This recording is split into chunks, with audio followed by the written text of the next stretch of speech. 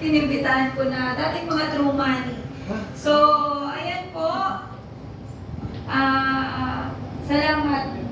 So, siguro, una po para sa EasyPay sa inyong ma'am, MJ Dragon.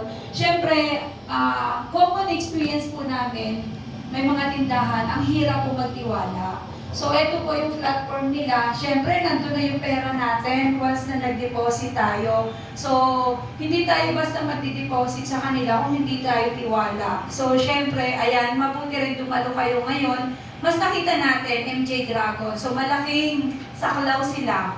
So, hindi tayo mag-worry na once na nag-deposit tayo, baka biglang nawala yung pera natin.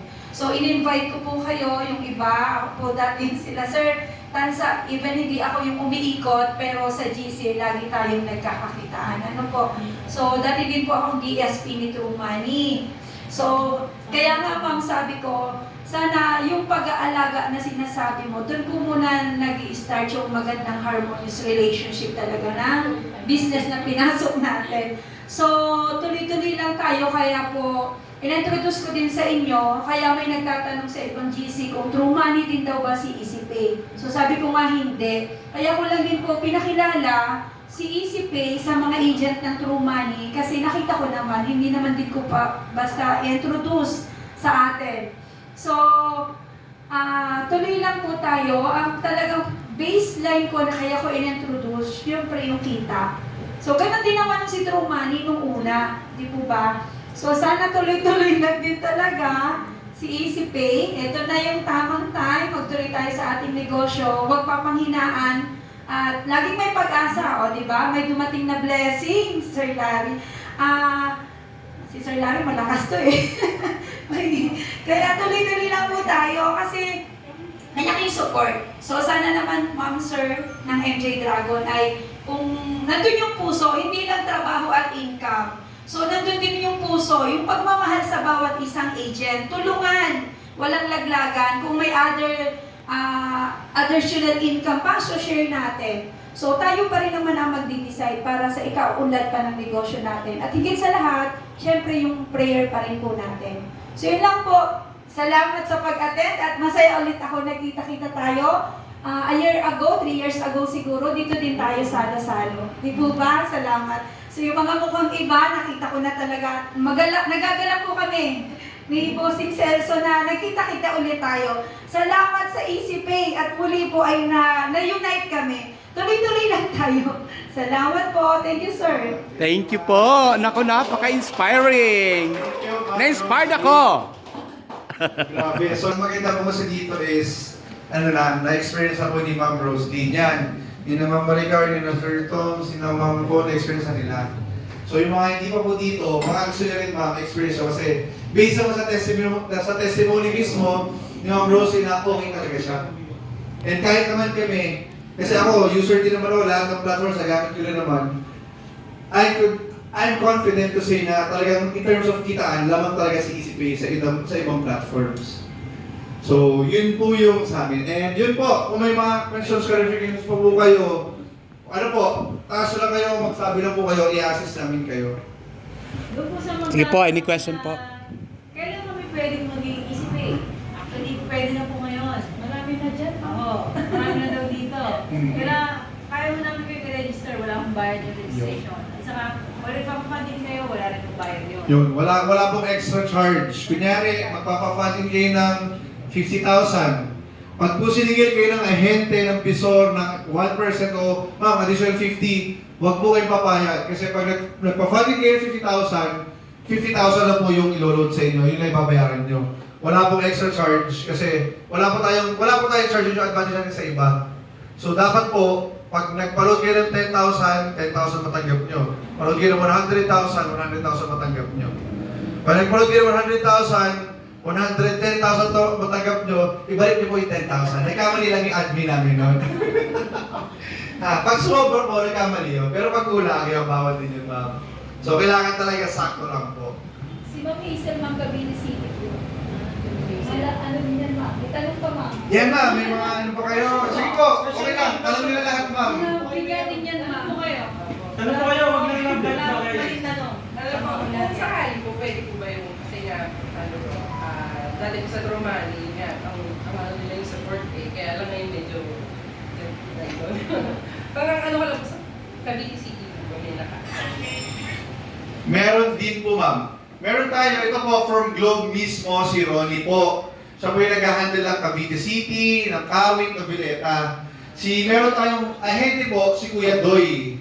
Yun po, si Kuya Doy, siya po yung umiikot doon sa mga subdies sa Cavite City. Ang schedule niya mag every Saturday, Friday. Friday, Saturday. Apo. Ang schedule po siya. Pero yun ma'am, kasi po, kunyari, di ba, papafundin kayo. Tayo ma'am, digital na tayo. So pwede kayo magpa-fundin, send nyo lang yung screenshot, tapos luludan na kayo. Pero nga, in terms of kunyari, may mga questions kayo, o kunyari, may mga issues. Andito kami ma'am, ako mismo, si Mike, si Ronnie, wala si Glenn, nasa labas si Glenn, si area po ni Glenn yun, saka si Angelo. Pero ma'am, tutulungan namin kayo para lang ma-resolve lahat ng issue kung magkaroon man. Pero based naman sa mga na-experience namin, sobrang tsambang-tsamba na magkaroon ma'am. Doon ako proud din sa kay EasyPay ma'am. Wala naman kasi perfect system, di ba? Mhm. Sometimes may mga concerns. Pero generally, okay po. Yes. Wala pa akong na-experience. Ayun. Wala akong na-experience. Wala pa. Tsaka yung ang tanong ko lang po kasi, katulad pagka ganitong date, talagang sobrang tarantakan sa ano. Pwede po ba yung kunyari, kung sakasakali lang po na, pwede po palog muna kasi talagang masasakit ka.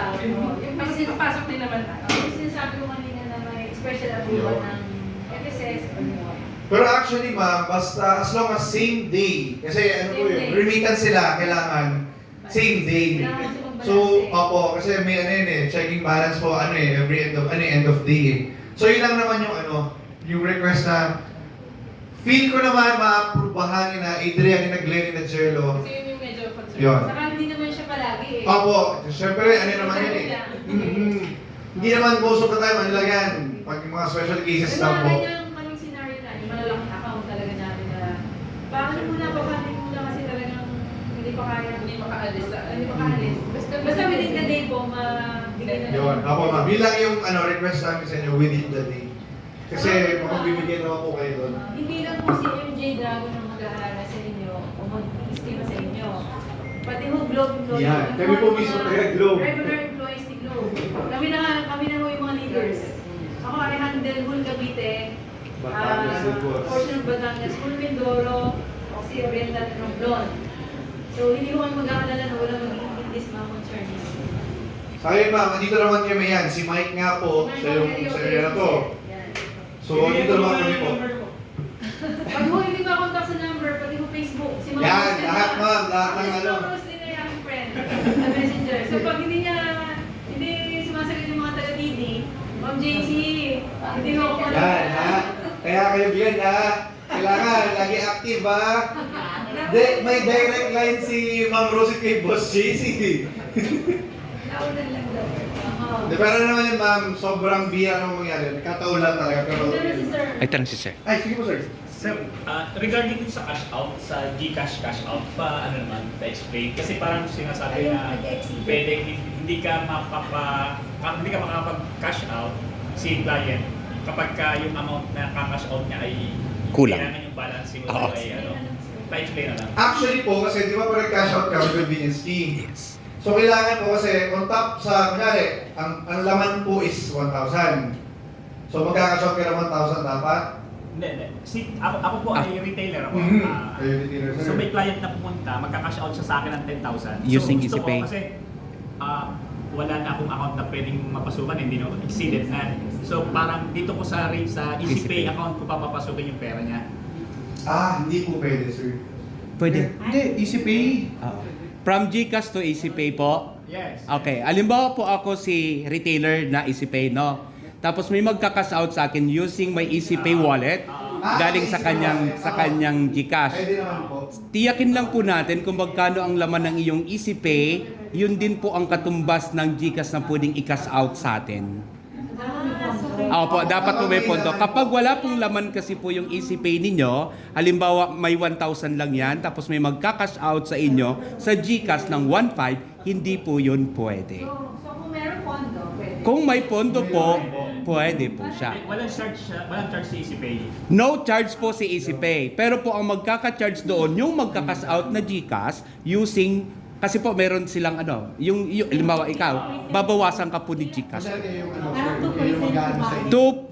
2% po yon. Depende po doon. Yes, sa customer mababawas. Okay. Kasi hindi po ba nangyayari? Pero sa atin po, wala pong bawas Personal tayo. GCash, ito na nga yung problema po natin. Nag-exceeded tayo 500,000. Ngayon ay mga katapusan na ng buwan, di ba? So may magka-cash out sa atin, puno na, Puno wala na. tayong papasahan.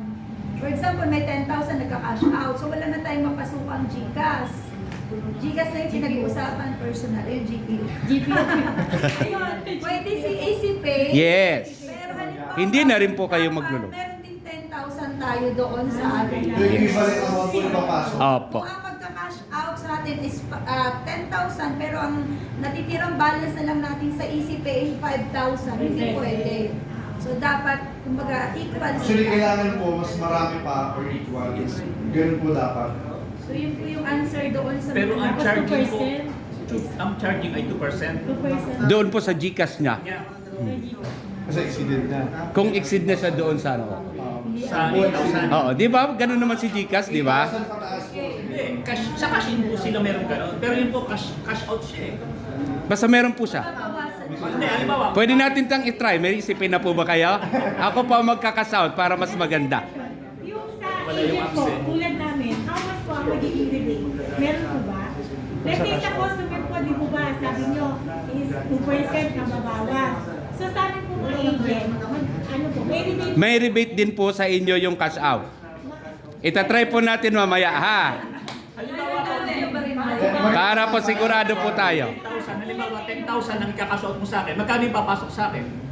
Dapat na 0.5, di ba? 0.5. Oo. 0.5 po. 10,050. Hindi ka mababawasan. Hindi, si siya. 0.5% pa din po yun. Magkano mababawas sa kanya? Sa 10,000 po, depende po doon sa 2%. Kasi umixid na siya sa 8,000, di ba? Hindi, sa cash in po meron gano'n. Sa cash out po, ganun din po ang cash in and cash out services po ni GCash, di ba? Nag-iisipin na po kayo, madam. Oo, sila mga. Oh, yun. Ganun po yun. Kaya minsan, wag po kayong magtaka na nagre-reklamo minsan yung customer. Ganito ho yun ha. Sabi ni customer, binawasan na ako ni GCash. Binawasan niyo pa ako. Kaya take note ho medyo kapag dating natin doon sa cash out, kapag medyo hinay-hinay naman siguro dong charge natin.